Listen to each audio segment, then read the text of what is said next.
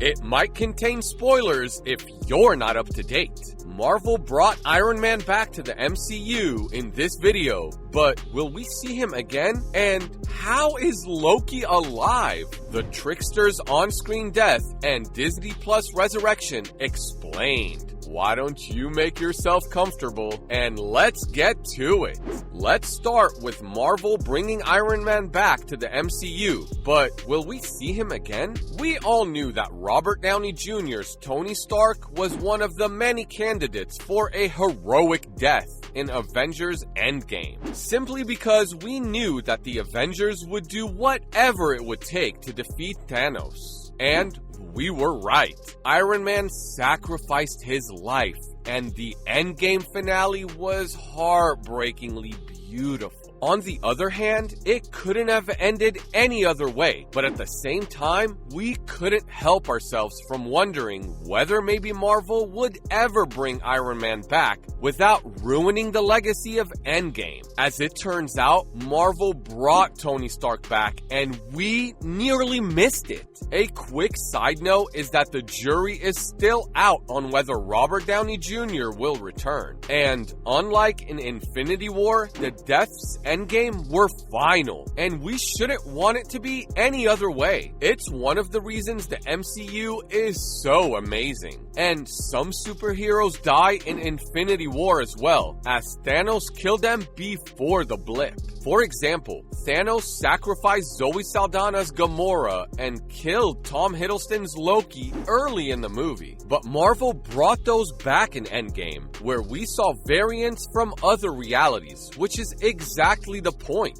variants. Iron Man's death shouldn't be reversed, and Captain America's treatment is well deserved, but there's an infinite number of variants of them out there. Next up, enter the multiverse. There are two things that Loki made crystal clear. First off, it confirmed that there is indeed a multiverse, while at the same time establishing the rules that govern the multiverse. Secondly, Loki proved that Marvel could deliver more than one amazing arc for the same character without ruining the previously established canon. Tom Hiddleston plays a very different Loki in the series, a version of our beloved anti-hero that would otherwise never have been explored in the movies.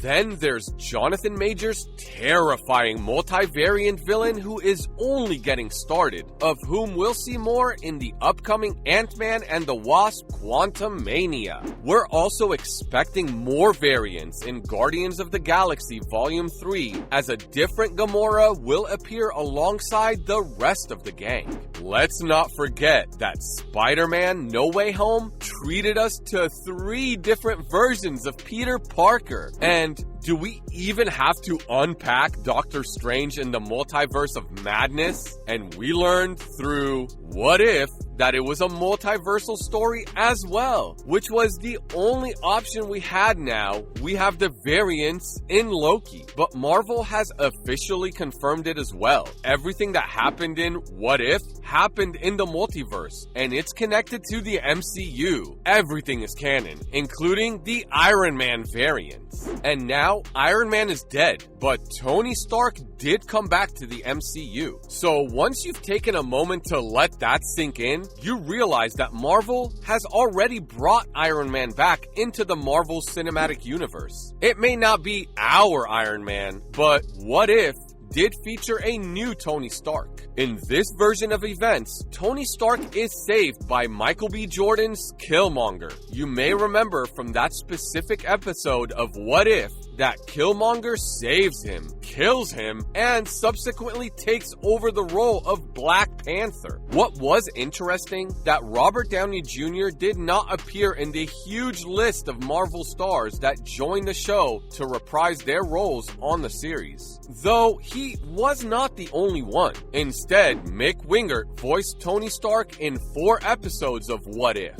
But this ultimately doesn't matter much. It's still Iron Man, and he's simply one of the myriads of Iron Men that the existence of the multiverse allows. A thing to keep an eye out for is how Tony Stark kept dying in What If, in more or less every single story in the MCU. As the multiverse is bound to keep expanding, it will be interesting to see whether this trend will continue. On another note, it wouldn't be horrible to see a continuation of the Killmonger episode to see how Pepper and Shuri handled the betrayal. Hold it right there, we still have lots to talk about. Next, we're digging into how Loki may still be alive after so many on-screen deaths. How was Disney Plus able to bring him back for a new series that revolves completely around the God of Mischief? Keep watching until the end of this video to get all the answers you need. Now, let's continue.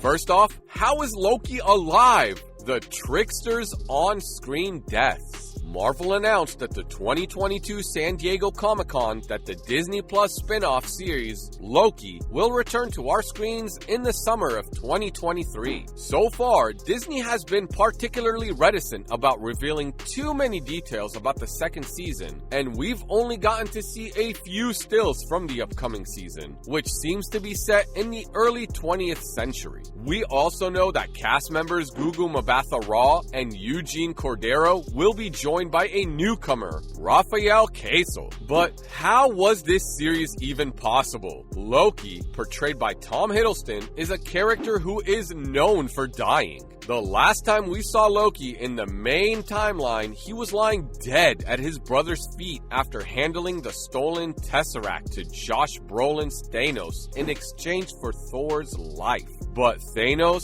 broke Loki's neck, accompanied by the announcement, "No more resurrections." Fans were slightly confused when Loki was first announced, but remember, Loki is a trickster and very good at what he does. From his first appearance in the MCU in 2011's Thor, Loki revealed that he could fake his death with the help of duplicates of himself. Loki also deceived Chris Hemsworth's Thor in Thor: The Dark World, which offered him the opportunity to kill his father, Anthony Hopkins' Odin. Loki's final death was at the hands of Thanos in Avengers: Infinity War, and he is presumed dead in the main timeline of Earth 616. Following Loki's resurrection, explained. The Loki series takes place after the devastating events of Avengers Endgame, which was the first movie in the franchise to introduce time travel. The original Avengers devised a way to travel into the past to procure the Infinity Stones that Thanos destroyed. One of the years they returned to was 2012, when Loki was in New York leading the Chitauri attack on the city. At the time, Loki possessed the scepter that the Mind Stone powered, and he was also after the Tesseract, which contained the Space Stone. The present-day Avengers from Endgame needed the stones, so Chris Evans, Captain America, fought his younger self for the scepter, while Robert Downey Jr.'s Iron Man secured the Tesseract. But when Tony had the suitcase with the Tesseract in his possession, 2012's Hulk knocked him down, causing absolute chaos. This chaos left Loki momentarily unmonitored while the suitcase flew, revealing the Tesseract, which ended up right under Loki's nose. Loki being Loki, he grabbed the Tesseract and used its power to teleport away. We didn't exactly know where Loki ended up, but as we could see in the premiere of Loki, he landed in a desert where he was immediately whisked away by the TVA, who had swiftly tracked down the location he had disappeared to. And that's how Loki is still alive and ready to lead his Disney Plus series. And lastly, in conclusion, technically the real Loki, once we've been watching since 2011, is dead. The Loki in the series is from a different timeline. this Loki is also at a very distinct point in his character growth.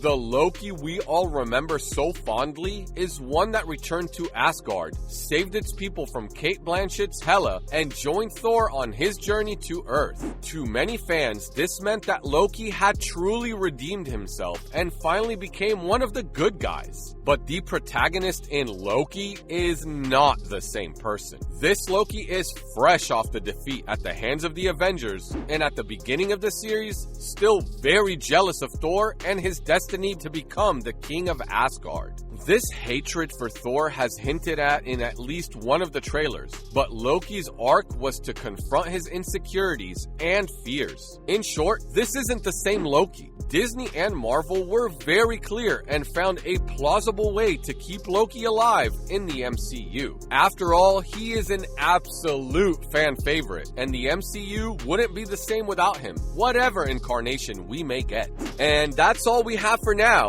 Did you realize that, in a way, we didn't lose Tony Stark, even if we did lose our Iron Man? Let us know in the comments what you think. Make sure to give this video a thumbs up and subscribe to our channel for more videos like this. Thanks for watching.